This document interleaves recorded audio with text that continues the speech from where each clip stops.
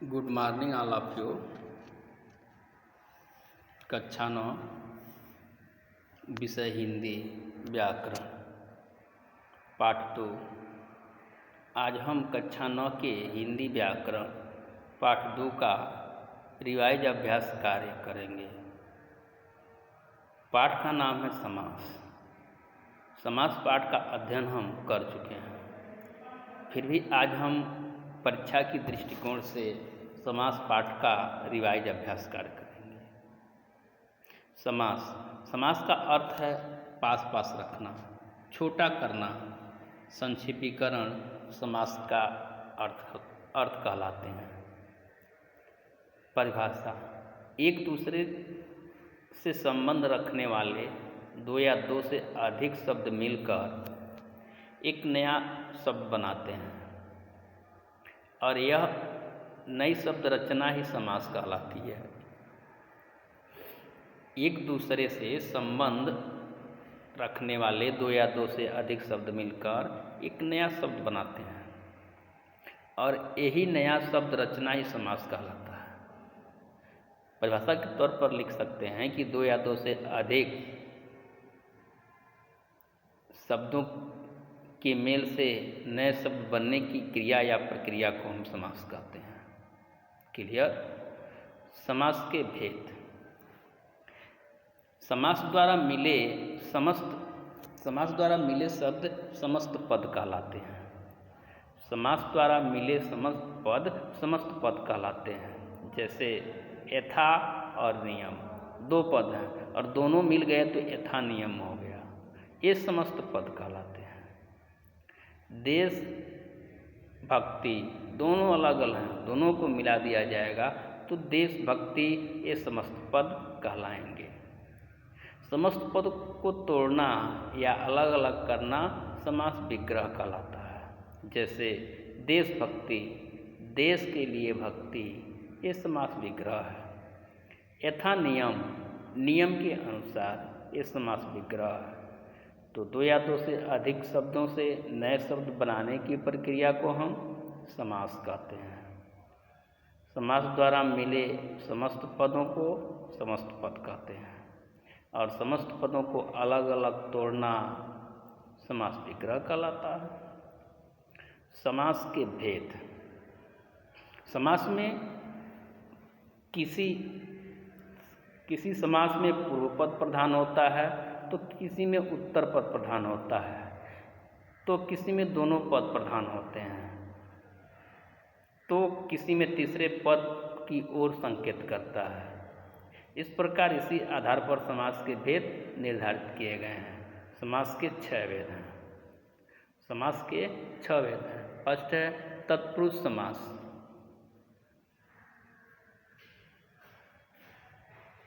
कर्मधारय समास, द्विगु समास, बहुब्रीहि समास और अव्ययीभाव समास, द्वंद्व समास।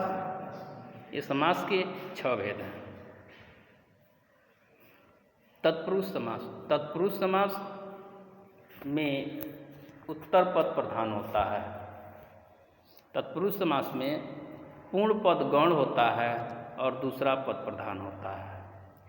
इसमें पहले पद के साथ लगी हुई विभक्ति का लोप होता है। तत्पुरुष समास में कर्ता और संबोधन कारक की विभक्ति का प्रयोग नहीं होता है। तत्पुरुष समास में उत्तर पद प्रधान होता है, यानी अंतिम पद प्रधान होता है, दूसरा पद। इसमें पहले पद के साथ लगी हुई विभक्ति का लोप होता है। तत्पुरुष समास में कर्ता कारक और संबंध कारक की विभक्ति का प्रयोग नहीं होता है। तत्पुरुष समास के भी भेद होते हैं, अनेक भेद हैं। जैसे कर्म तत्पुरुष की विभक्ति को है। जैसे ग्रामगत, ग्राम और गत ये दो पद हैं, दोनों को एक में मिला लेंगे तो होगा ग्रामगत। विग्रह करेंगे तो होगा गांव को गया हुआ। को विभक्ति कर्म तत्पुरुष समास कहलाता है। यानी कारक के चिन्हों में जिसमें विभक्ति हो वो तत्पुरुष समास कहलाते हैं। जैसे ग्रामगत, गांव को गया हुआ। भयाकुल, भय से आकुल, इसमें से विभक्ति विग्रह करने पर से विभक्ति आ रही है और से विभक्ति कर्ण तत्पुरुष में आता है, कर्ण से के द्वारा, यानी कर्ण तत्पुरुष, इसलिए यह तत्पुरुष समास है। गुणहीन, गुण से हीन से विभक्ति इसमें भी आया है, तत्पुरुष समास ये भी है, लेकिन यह अलगाव दिखा रहा है, तो से का अलग होना आपादान तत्पुरुष कहलाता है। सेना नायक, दो पद हैं, सेना नायक, समस्त पद होगा सेना नायक, विग्रह करेंगे तो होगा सेना का नायक। का कारक के विभक्ति लगी हुई है, इसलिए यह संबंध तत्पुरुष है। तो तत्पुरुष समास में दूसरा पद प्रधान होता है, पहला पद गौण होता है। इसलिए यह भारत रत्न, भारत का रत्न, दो पद हैं, भारत रत्न, और विग्रह करने पर भारत का रत्न यानी का विभक्ति का प्रयोग हुआ है, और का विभक्ति जो है संबंध तत्पुरुष को दर्शा रहा है, यानी संबंध का के की, तो ये भारत रत्न तत्पुरुष समास है, यानी संबंध तत्पुरुष है। सेकेंड हम पढ़ेंगे द्वंद्व समास। द्वंद्व समास में दोनों पद प्रधान होता है, यानी द्वंद्व, इसमें दोनों पद प्रधान होते हैं।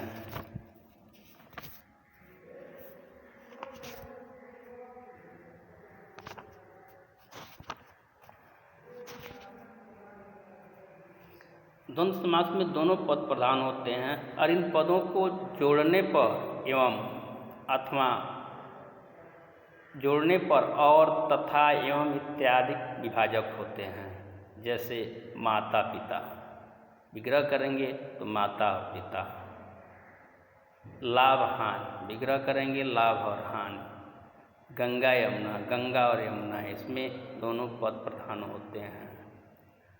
थर्ड में कर्मधारय समास, तीसरा कर्मधारय समास। कर्मधारय समास में पहला पद विशेषण और दूसरा विशेष्य होता है, ये कर्मधारय समास है। इसमें उपमेय या आपस में उपमेय और उपमान का संबंध भी होता है। कर्मधारय समास में पहला पद विशेषण, दूसरा विशेष्य होते हैं, इसमें आपस में उपमेय और उपमान का संबंध भी होता है। नील कमल, नीला है जो कमल, एक कर्मधारय समास के उदाहरण है। महात्मा, महान है जो आत्मा, महान विशेषण है, आत्मा विशेष्य है। मधुमक्खी, मधु का संचय करने वाली मक्खी। सद्धर्म, सद है जो धर्म।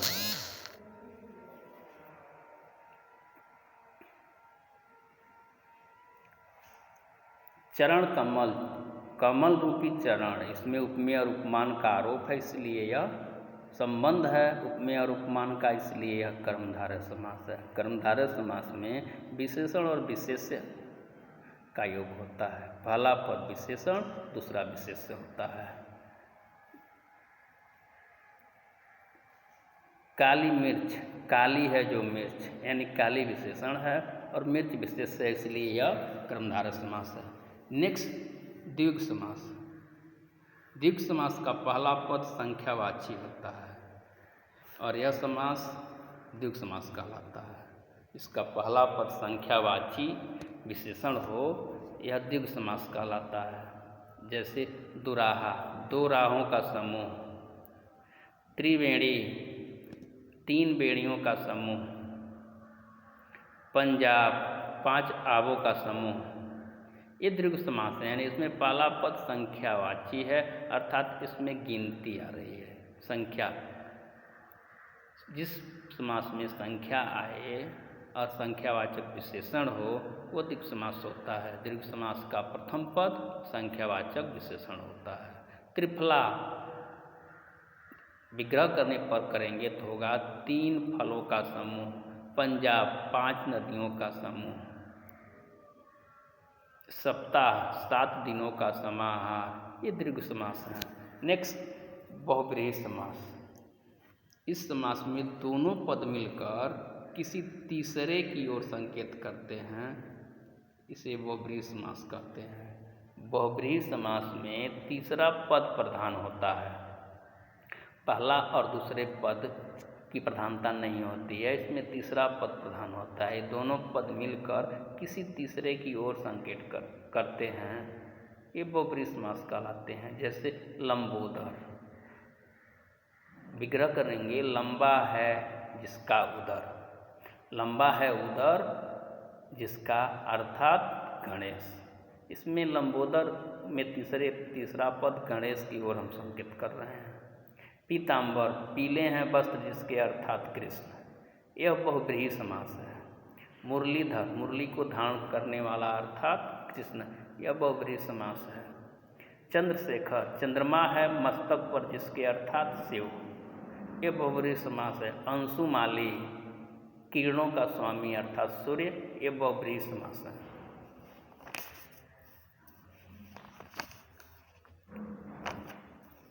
नेक्स्ट अव्ययीभाव समास। अव्ययीभाव समास में पहला पद अव्यय होता है। अव्ययीभाव समास में पहला पद अव्यय होता है। इस प्रकार प्रथम पद अव्यय होता है अर्थात अविकारी होता है। यही पद प्रधान पद का कार्य करता है। इस समास में पुनरुक्त शब्द एवं निरर्थक शब्दों का भी प्रयोग किया जाता है। जैसे आजन्म, जन्म से लेकर अव्ययीभाव समास। आजीवन, जीवन भर अव्ययीभाव समास। यथाशक्ति, विग्रह करने पर शक्ति के अनुसार अव्ययीभाव समास। गली गली, प्रत्येक गली, गली गली का समास विग्रह है प्रत्येक गली, और ये हैं अव्ययीभाव समास।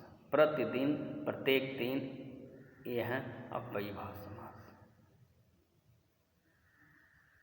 तो आपने समास सीखा। कर्मधारय समास में जो है विशेषण और विशेष्य का प्रयोग होता है। जैसे नीलकंठ, नीला है जो कंठ, अव्ययीभाव समास का पहला पद अव्यय होता है। दीर्घ समास पहचानने के लिए दीर्घ समास का पहला पद संख्यावाची विशेषण होता है। जैसे त्रिनेत्र,